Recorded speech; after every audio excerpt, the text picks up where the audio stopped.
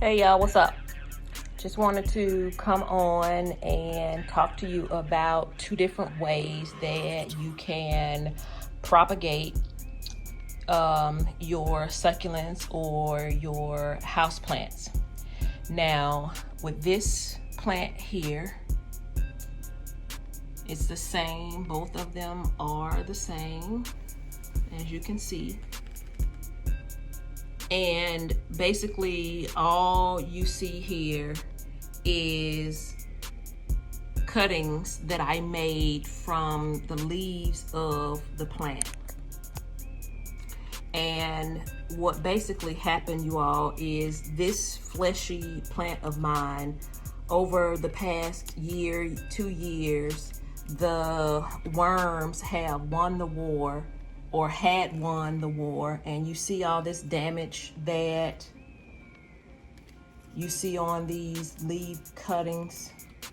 All of this came from worms, and for me it was really ugly. The plant was overgrown. It did survive through the winter, so it's kind of hardy. It wasn't outside during 20-degree weather, but it was out for most of the winter. I am in Florida, so it gets cold, but it's, those cold snaps, 1 or 2 days, that really, kills the plants here if they're outside. And this one, I brought it in, during those cold 20-degree snaps, but otherwise it was left out. But during the summertime, the worms with the fleshy leaves have gotten to it and just eaten it up. And as you can see, it's just not looking good, or wasn't looking good at all. So what I said I was going to do is I was going to trim the entire plant back and start all over. And this is what I did. I just basically cut up all of the leaves, making sure to notate which area was the bottom. And I said, well, I have a ton of these cuttings, and this is only a fraction of what I have, you guys, of this particular plant. I have like a bunch of these cuttings. So I have no reservation at all with experimenting in this fashion. Planting and gardening for me is an exercise of patience. It's an exercise of goodwill. And of course, I want all of these leaves and cuttings to survive. But because I have so many of these, a ton of these, if I lost all of these, I would be okay. I know that sounds a little crass and not so good, but I would be okay. Unfortunately, they are okay. None of them have, for the most part, died. And I said that what I was going to do is I was going to just try to propagate these in 2 different ways, and like in an unconventional way. Because over here, what you see is the cuttings just, packed in here into this little plastic container that fruit came in. You guys, when I tell you that we reuse and recycle everything here, that is literally the truth. You see, this here is the packaging from a meat container that we had. Yes, so it was literally clean, sanitized, and you see it has water in it.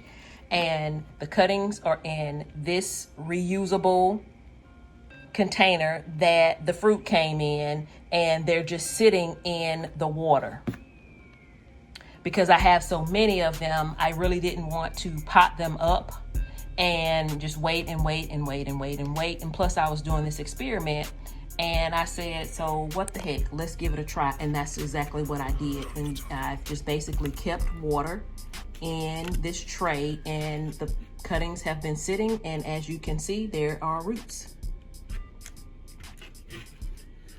So word to the wise, never give up. Experiment. Give things a try. And you'll be surprised at what the result end up being and how many more plants that you can end up gaining for yourself by just trying something new. So you see that? All of these are pretty healthy. Aside from the damage that you see on the top that came from the worms in previous years. Having these leaves sit in the water has not damaged any of these leaves. And you can see roots. Roots.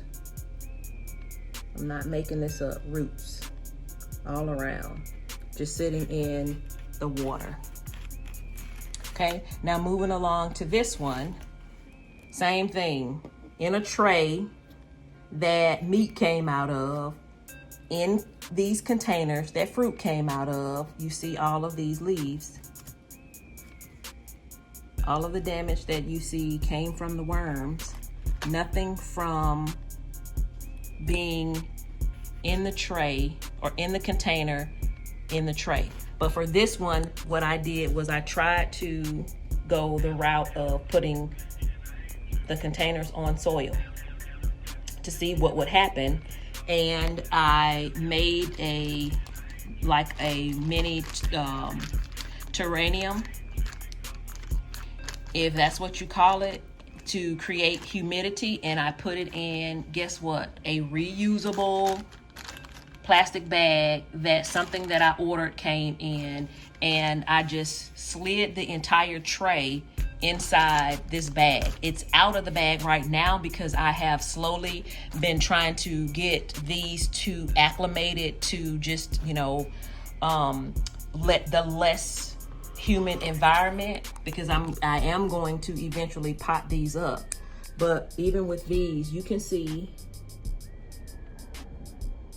roots. See roots. And going around, you see some roots. If I tug on this,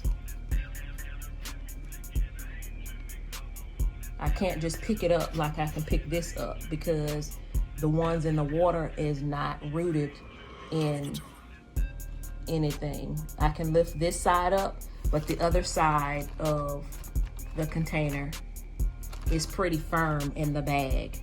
Now I would take the other side out, but it's really not time yet to take the full bag out, take the other side out. What I am going to do for this one here, because I have it out of the bag and I've had it out for several days getting it acclimated, I'm going to water this side over here with the soil and go from there on that. So yeah, you guys, look at those. See those roots? Roots. Roots. That's what we want to see. We want to see roots. See that? Roots coming from everywhere. Now, I haven't been concerned with, what's going on, for the most part, because I know that if I just wait with patience, something's gonna have to give with these. And roots. So the more, I peel back, the more roots I see. So trust me when I tell you that either of these methods will work. Okay, don't be afraid to reuse or recycle things around the house. Save some money in the meantime, so that you can do other things. You can buy other supplies that you may need or whatever, because gardening and planting, it shouldn't be hard. It should be a fun, enjoyable, memorable moment therapy. Okay, for a lot of people, I tell them that if, this is a very good therapy. Okay, and it is definitely an exercise in patience and waiting and things of that nature. So with that being said, you guys, I I'm going to close out this video, and I will talk at you later. Bye.